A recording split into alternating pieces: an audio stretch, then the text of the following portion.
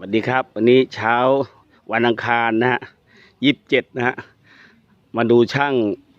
เทพื้นที่จะบูรณะวังพญานาคนะฮะ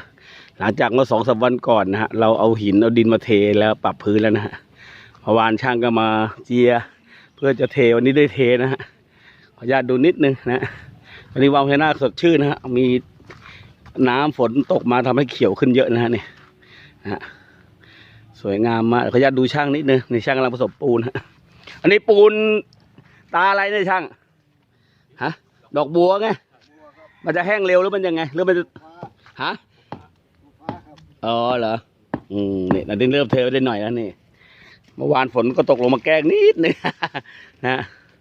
ขออนุญาตฮะเมื่อวานทำไปได้หน่อยฝนดันตกซะนี่ขออนุญาตดูนะโอ้นี่ก็เกือบครึ่งบ่อสิแต่ช่างเทไปเนี่ยอันนี้จะเทต่อหรือว่าจะทำไงเนี่ยอ๋อทับหน้าแล้วน้ำที่อยู่บนนั้นทำไงเดี๋ยวมันออกมาเองอ๋อโอเคนะตอนนี้เริ่มทำได้เยอะแล้วนี่นะฮะตอนนี้ก็ยังขาดแรงบุญฮะใครที่อยากจะช่วยบูรณะวังพญานาคก็เรียนเชิญนะฮะเพราะตอนนี้ก็สวยงามมากนะฮะตอนนี้มีคนมาเที่ยวเยอะละด้วยคนต่างถิ่นหลังจากให้ดูวีดีโอใน YouTube ดูใน Facebook ก็ได้มาเที่ยวกันเยอะนะฮะเนี่ยตอนนี้เราปรับพื้นที่นะฮะนี่งบประมาณที่ประเมินไว้ก็ประมาณ 20,000นะฮะตอนนี้ได้แรงบุญแล้วแค่2,000 กว่าบาทนะฮะงบ 20,000ได้แรงบุญแล้ว 2,000 กว่าบาทก็ยังขาดอีกพอสมควรนะฮะแต่ก็ช่วยกันไม่ต้องมาก5 บาท 10 บาทก็ได้นะฮะสำหรับท่านที่ทำบุญร่วมกับสทนะบูรณะวัง100ขึ้นไปนะเรามีวัตถุมงคล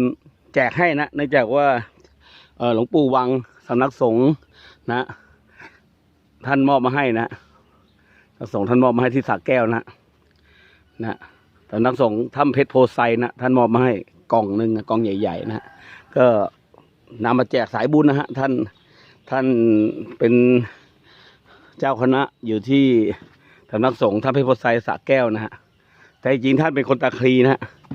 สืบไปสืบมาก็เรียนรุ่นเดียวกับสท.ดุสิตเลยนะฮะเรียนรุ่นเดียวกับท่านพระมนัสเหมือนกันนะฮะ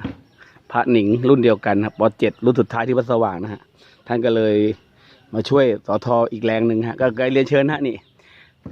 เดิมเลยบ่อนี้จะสูงประมาณ1.50 เมตรนะฮะคือลึกฮะลึกนะแต่เนื่องจากปล่อยทิ้งล้างไว้นานนะด้านข้างก็จะแตกนะร้าวนะสังเกตฮะไม่สามารถเก็บน้ำได้ก็เลยต้องทำให้มันตื้นนิดนึงนะฮะแล้วก็ทำบ่อใหม่นะฮะเพื่อจะได้เก็บน้ำได้นะฮะก็ดีอย่างฮะถ้าบ่อตื้นเนี่ย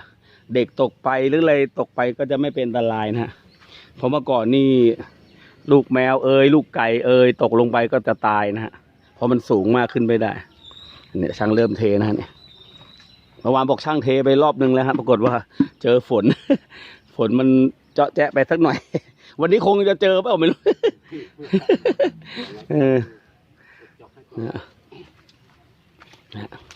ใครจะมาเที่ยวดูหรือมาช่วยช่างก็ได้นะเนี่ยมาช่วยกันนะจะได้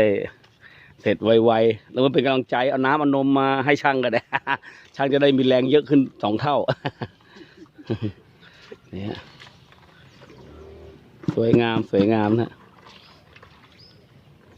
ตอนนี้เริ่มสวยครับก็ดีอย่างคือพอฝนตกแล้วทำให้บรรยากาศตรงวังพญานาคจะเขียวแล้วฮะชุ่มฉ่ำนะมา2-3 วันก่อนก็มีสายบุญนะมาลำถวายท่านนะมาร่วมกันโปรโมทนะฮะก็ดีงามนะดีงามนะเนี่ยด้านหลังนี่เป็นสระมรกตนะฮะเนี่ยสระมรกตฮะสวยงามขยับดูน้ำนิดนึงนะน้ำก็เริ่มมีฮะหลังจากที่ฝนตกหนักหลายวันนะฮะเนี่ยนะเนี่ยฝนตกหนักหลายวันก็เริ่มมีน้ำแล้วฮะนี่นะมาเที่ยวได้ข้างในนี่มีปลาเยอะนะมีปลาเยอะเดี๋ยวพาไปดูปลาแล้วกันเนาะจ้ะเดี๋ยวพาไปดูปลาอันนี้สระมรกตนะฮะฝนตกอีกแล้วช่างจะทำงานได้ป่ะเนี่ยฝนตกอีกแล้วนะเนี่ยข้างบนคือหลวงพ่อขวัญนะเขียวนะฮะเห็นท้องนั่นคือหลวงพ่อขวัญนะสงสัยช่างจะทำงานไม่ได้สละมั้งวันนี้นะเดี๋ยวดูช่างอีกนิดนึงกลับไปดูช่างแป๊บนะฮะนี่มีนกกระยางมาเที่ยวสระมรกตด้วยมาเลี้ยงนกเลี้ยงปลาได้นะจ้ะฮะแล้วก็มันฮะนั่นน่ะสิต้องเทก่อนไงดูดิเนี่ยทำท่าเหมือนจะฟ้าเปิดก็ลงอีกแล้ว นั่นน่ะสิ เดี๋ยวเทอันนี้หมดก่อน แล้วก็พักสักหน่อยไง แหมเทวดาไม่เปิด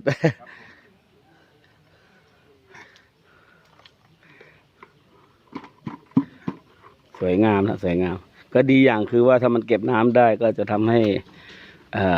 ในวังก็สมบูรณ์นะมีน้ำด้วย แล้วก็จะเสร็จแล้วผมก็จะนิมนต์พญานาคน้อยที่อยู่รอบวังเนี่ยฮะเนี่ยลงไปนะฮะลงไปข้างในนะฮะจะได้อยู่ในน้ำนะฮะพญานาคน้อยหลายๆองค์เนี่ยนะฮะ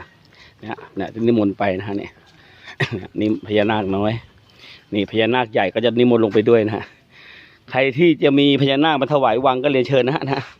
ที่บ้านมีพญานาคนะจะมาถวายวังที่นี่รับนะฮะรับนะฮะยินดีนะฮะนี่สวยงามมากนะฮะนี่โอเคนะครับสาธุสาธุนะครับรวยๆนะครับ